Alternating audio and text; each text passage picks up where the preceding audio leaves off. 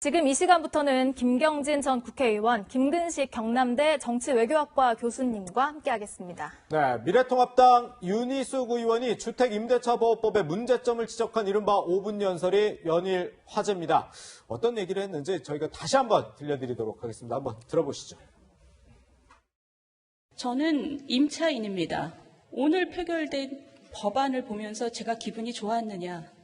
그렇지 않습니다. 저에게 든 생각은 4년 있다가 꼼짝없이 월세로 들어가게 되는구나 하는 생각이었습니다. 이제 더 이상 전세는 없겠구나. 그게 제 고민입니다. 제 개인의 고민입니다. 저금리 시대가 된 이상 이 전세 제도는 소멸의 길로 이미 들어섰습니다. 그런데 이 법 때문에 너무나 빠르게 소멸되는 길로 들어설 수밖에 없게 된 것입니다. 수많은 사람을 혼란에 빠뜨리게 된 것입니다. 벌써 전세 대란이 시작되고 있습니다.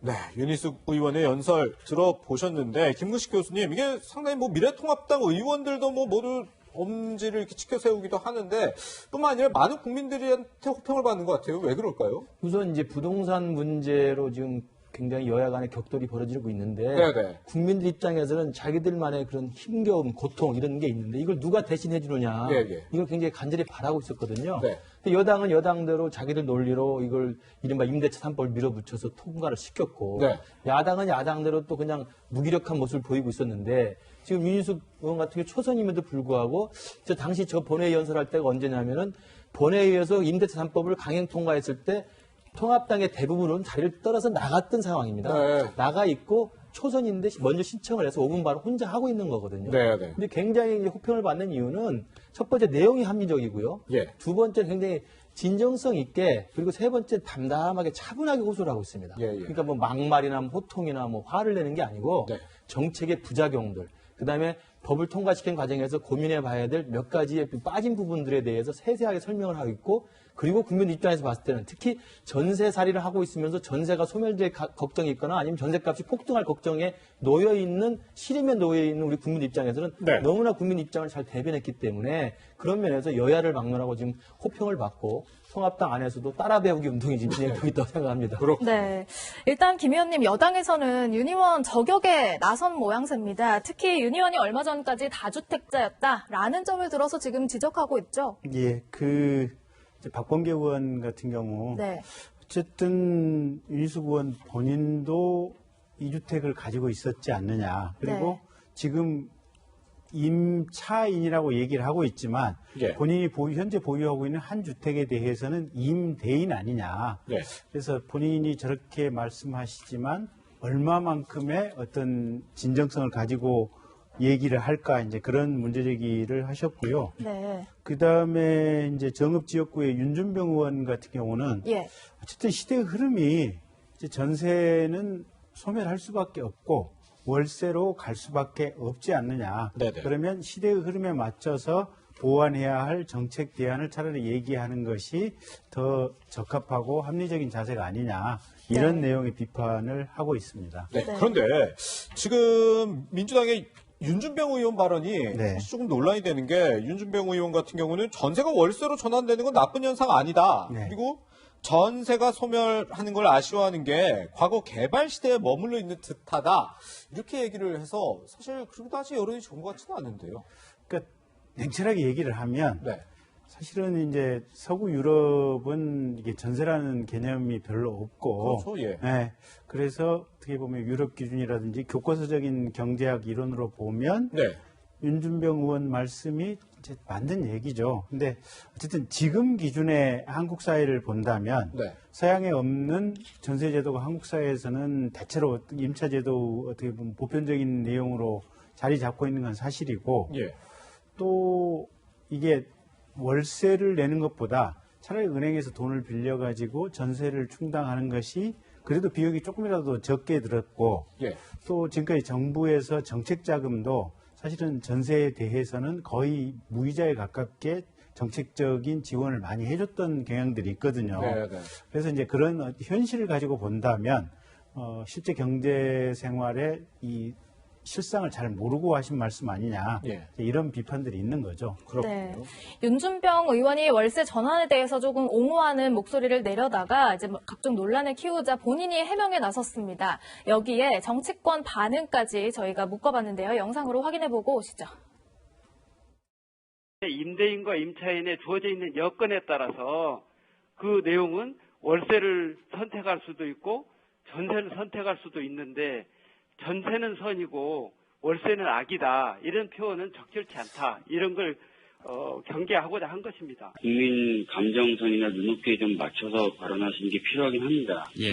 그래서 그런 부분을 좀 잘 못 읽으신 것 아닌가라는 생각이 들기도 합니다. 서민 주거 안정이 목표라면서 임대차 3법으로 전세가 월세로 전환되고 서민 누구나 월세로밖에 살 수 없는 세상이 다가오면 그것이 과연 민주당이 바라는 서민 주거 안정인지 묻지 않을 수가.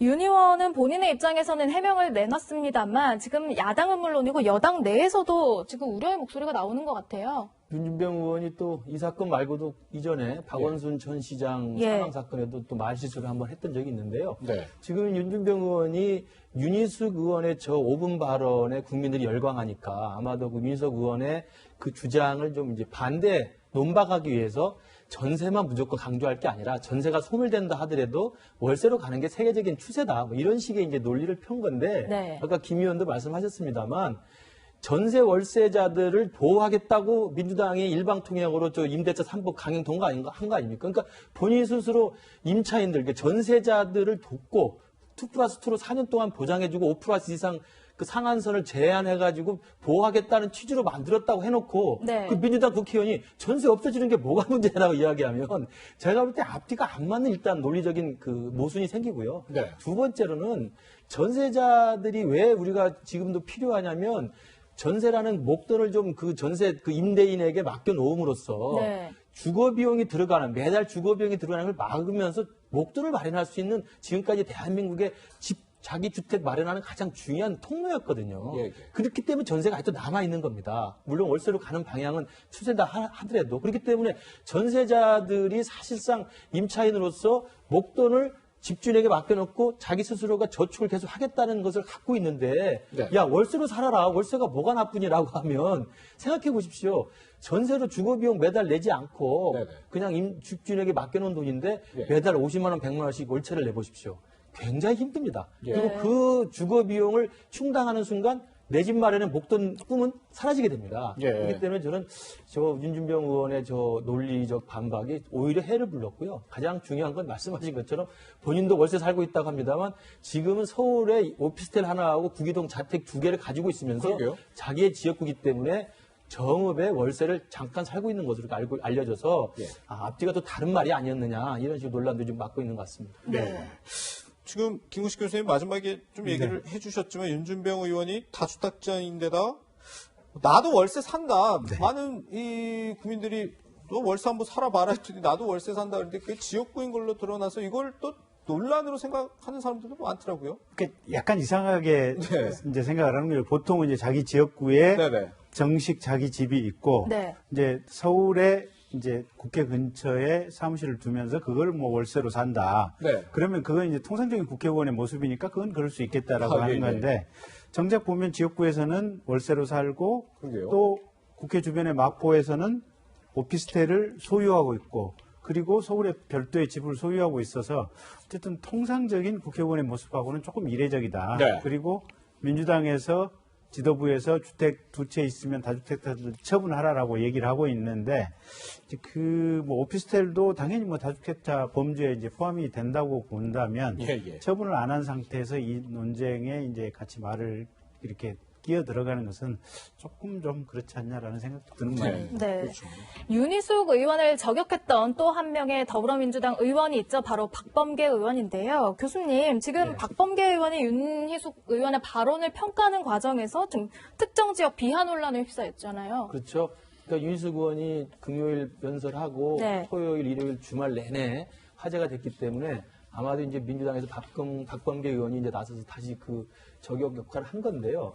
저 부분도 사실은 그 윤희숙 의원의 5분 발언에서 이렇게 논리적인 그 의견을 제시를 했으면 거기에 반박을 하는 정책적 대안이나 정책적 논리를 제기하면 되는데 네. 그게 아니고 메시지에 대해서는 말을 하지 않고 메신저를 공격하면서 윤희숙 의원도 다주택자였다라는 과거 전력을 이야기하고 네. 그러면서 또 끼어들면서 말은 잘했는데 보통의 통합당 의원들처럼 특별한 억양이 안 섞였으니까 그나마 들을만했다 이런 이야기를 해버리니까 네. 사실 박범계 의원이 윤희숙 의원을 저격하려고 했던 본래 의도와 상관없이 본인의 말이 꼬이면서 사실은 오히려 야당이나 국민들로부터 특정 지역 비하 발언으로 오히려 논란에 휩싸이게 된 거거든요. 네네. 그러니까 저는 저 부분도 윤희숙 의원의 5분 발언에 문제 제기가 있으면 여당이나 정부에서 그건 그렇지 않고 우리는 그 부분에 대한 부작용들을 막기 위해서 이러이러한 노력들을 하겠다라고 하면 되는 건데 네네. 메신저를 공개하기 위해서 사실은 굉장히 감정적인 당신도 임대인 아니냐라고 이야기하면서 내용에 대하게 말하지 않고 본인에 대해서 계속 공격한다든지 예. 그러다 보니까 스텝이 꼬이면서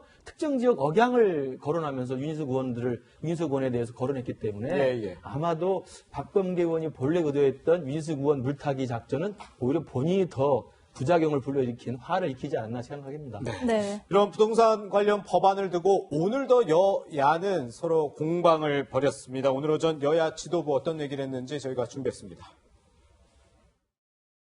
지금의 부동산 폭등을 초래한 원인 중에 하나는 이명박 박근혜 정부 9년간 누적된 부동산 부양 정책 때문입니다.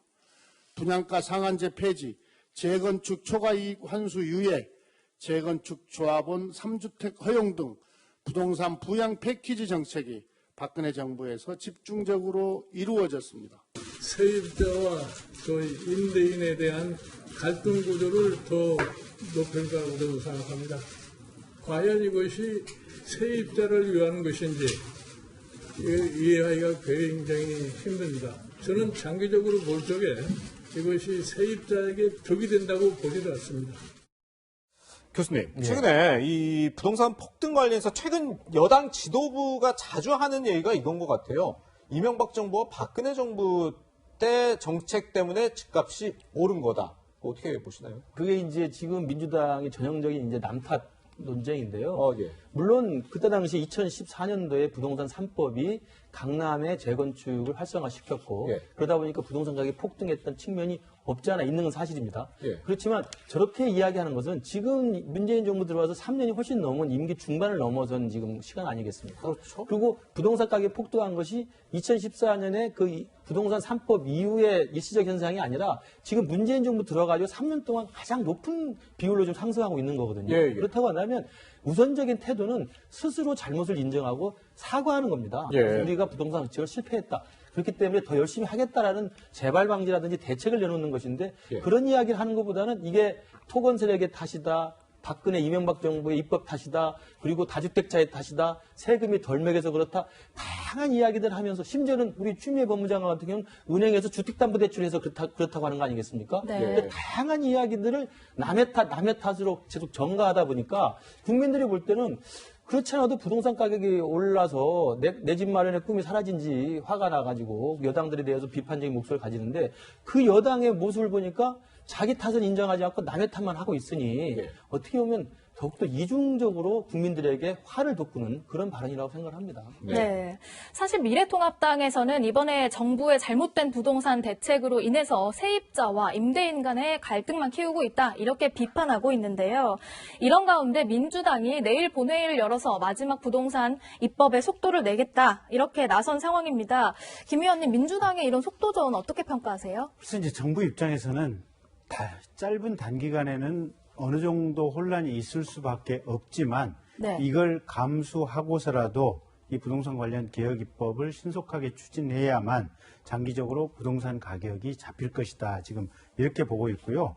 이제 임대차 관련 법안들도 당장에 한 6개월 정도는 세입자와 집주인들 사이에 여러 가지 혼선과 문제가 발생하겠지만 장기적으로는 이게 시장 안정에 훨씬 도움이 될 거다. 지금 이렇게 판단을 하고 있는 것이어서 어쨌든 정부 여당이 본인들 일당을 만들어준 이 국민들의 뜻에 따라서 어쨌든 직권으로 하겠다 이러니까 한번 정책의 효과를 지켜보시죠. 네, 부동산 정책에 관한 윤희숙 통합당 의원의 발언이 화제가 되는 가운데 통합당 내에서 제2의 윤희숙 나올지 관심도 모아지고 있습니다.